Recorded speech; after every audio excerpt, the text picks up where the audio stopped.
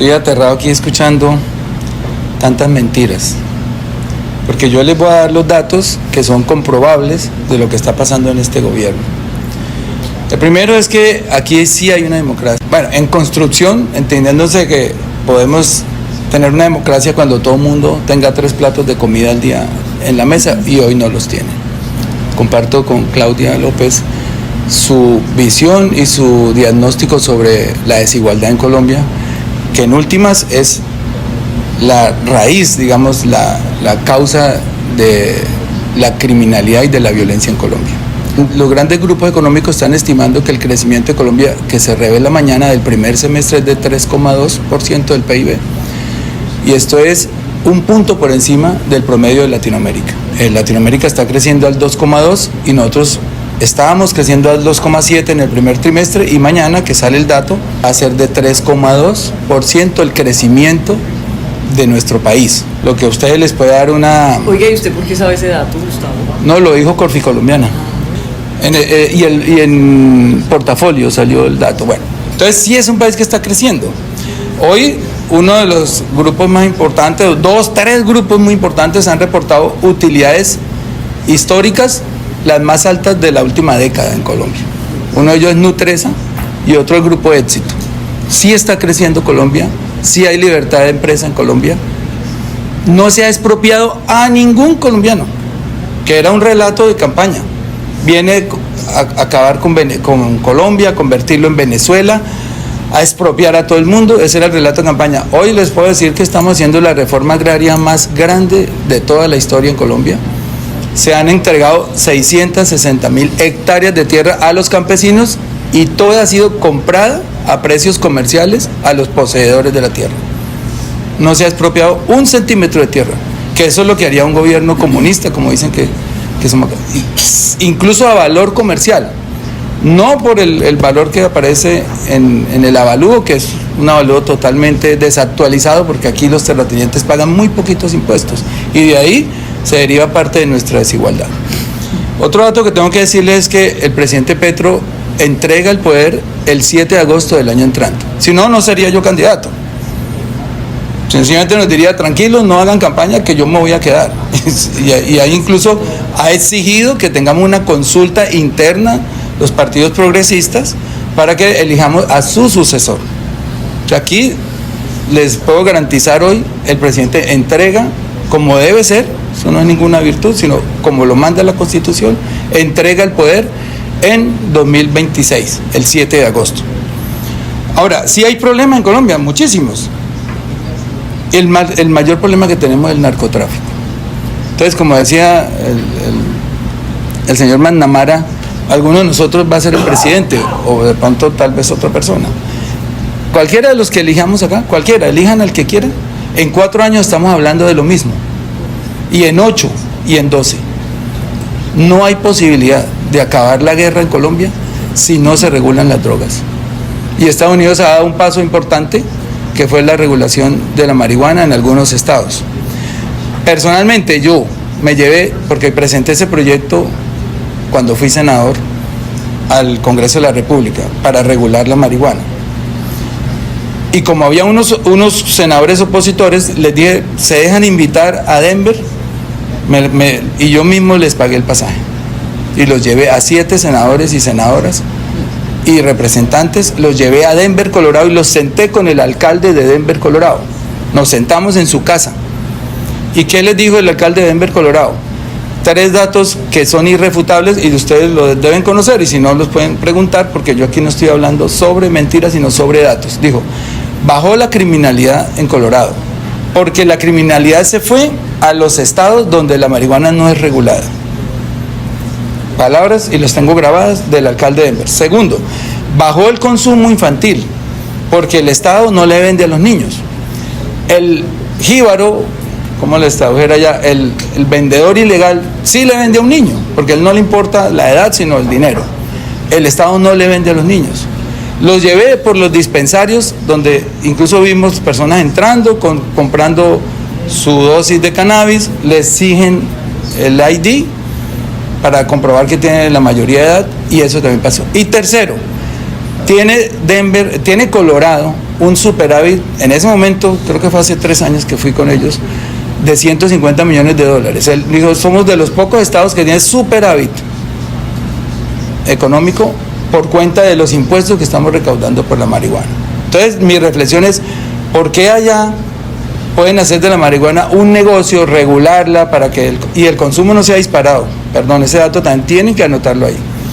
Porque allá sí se puede hacer un negocio ordenado, se acaba la criminalidad, se acaba el consumo infantil y aquí nos seguimos matando por ese negocio. ¿Por qué se tiene que hacer? Entonces, lo que les decía, el tema del narcotráfico prácticamente que nadie lo ha podido resolver, ni Uribe, ni Santos, ni Duque y tampoco va a poder Petro, porque dependemos de un consumo mundial.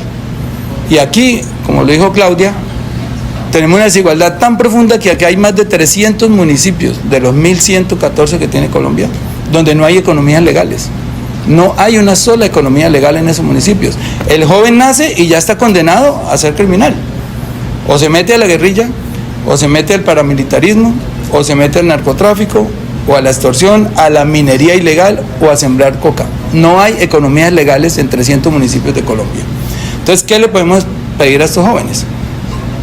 Y es verdad, y no es verdad que el presidente no esté haciendo nada para acabar esas brechas de desigualdad. Ahí están los datos, se han sacado 1.600.000 colombianos de la pobreza. Y precisamente, ¿por qué? Por las políticas que estamos implementando. Una de ellas, elevar el salario mínimo, que es muy bajito en Colombia, elevarlo por encima de la inflación. 3 veces se ha subido el salario por encima de la inflación. Y obviamente los economistas y las personas que generan terror y miedo, pues salen a decir que se va a acabar el empleo por haber subido tanto el salario, que se va a acabar, que se van a acabar las empresas. Y hoy, ahí está el dato, tenemos el desempleo más bajo desde 2008. Datos, no relatos, no mentiras. El desempleo nuestro, que todavía sigue siendo alto, está en 8,6 y desde 2008, precisamente en el gobierno de Uribe, no se veía un desempleo tan bajo, que es de 8,6. Tercero, con relación al asesinato terrible y que condenamos de Miguel Uribe, si el Estado quisiera tener complicidad en ese asesinato, ¿por qué el escolta de la UNP, que es una entidad del Estado, en vez de dispararle a la pierna al sicario, no lo mata, como hicieron en el pasado con otros asesinatos de candidatos presidenciales? Aquí han asesinado 6 candidatos presidenciales desde 1986. 6. Miguel es el 6º. En la época del 90, cuando asesinaron a Carlos Pizarro y a otros, mataban enseguida al sicario para acabar la cadena, pues, de investigación. Aquí el escolta de la UNP, que es una entidad del gobierno, le dispara a la pierna y lo captura. Y gracias a esa captura, hoy hay 6 capturados, porque uno va hablando, otro va denunciando, y eso se le entregó a la Fiscalía, es la que está haciendo la investigación. Todo apunta que fueron un grupo de las FARC que no se desmovilizó, o que se desmovilizó y volvió otra vez a la guerrilla, que hoy ya no son guerrillas, a la lucha armada. Entonces ahí les digo, no se dejen comer el cuento, hablen con la fiscal. Uribe, por favor, Petro nunca ha denunciado a Uribe. La denuncia contra Uribe la puso el mismo Uribe. El mismo señor Álvaro Uribe denuncia a un senador, Iván Cepeda, y dentro de la investigación que le da facultades a la Fiscalía para hacer interceptaciones, no a Uribe, esa interceptación no era para Uribe, era para una de las personas que hablaba ahí. Coincidió que esa persona habló con Uribe y de ahí se desprendió que estaban volteando la investigación, consiguiendo testigos falsos. Y eso desprende una investigación de la Corte, donde Gustavo Petro nunca eligió ningún miembro porque era alcalde, y los alcaldes aquí no eligen miembros de la Corte. Esa investigación arroja como resultado que hay una manipulación de los testigos, y esa imputación se da en un gobierno uribista. La primera captura de Uribe se da en el gobierno de Iván Duque. No, Petro no tenía nada que ver ahí. Accidentalmente el juicio termina en un periodo en que está Petro gobernando, pero nunca se ha metido en nada, absolutamente nada, para venir a decir que el culpable de la condena de Uribe es Gustavo Petro. Eso es totalmente falso, y eso es comprobable. A propósito, en ese momento en que están tomando la decisión de si certificar o no a Colombia, es el gobierno que más cocaína ha incautado en la historia de Colombia. 2.300 toneladas hasta el discurso del presidente Petro. 2.300 toneladas. Lo que pasa es que en el plan Colombia, porque esta es una guerra perdida, no en Colombia, sino en el mundo hace 50 años. La guerra del narcotráfico está perdida. Y ustedes generosamente nos han contribuido en el plan Colombia con 9.600 billones de dólares, 9.6 billones de dólares. ¿Y qué pasó? Nada. Desde 1970, cuando el presidente Nixon declara esa guerra, a hoy, el consumo nunca ha bajado en el mundo. Es una recta perpendicular directa, no ha tenido un solo año en que el consumo de drogas en el mundo disminuye. Y nosotros pagamos las consecuencias. Porque si no se combate el consumo en Estados Unidos, en Europa y ahora en Asia, porque está entrando Asia y se va a agravar más la situación, pues aquí siempre habrá unos jóvenes dispuestos a arriesgar su vida por salir de la mala situación y de la pobreza. Y ojo, el consumo que ya está como en 270 millones de consumidores en el país, pues ¿a quién afecta? A los países que la producen. Y entonces decimos, vamos a fumigar. Por eso es que hoy hay más cultivos.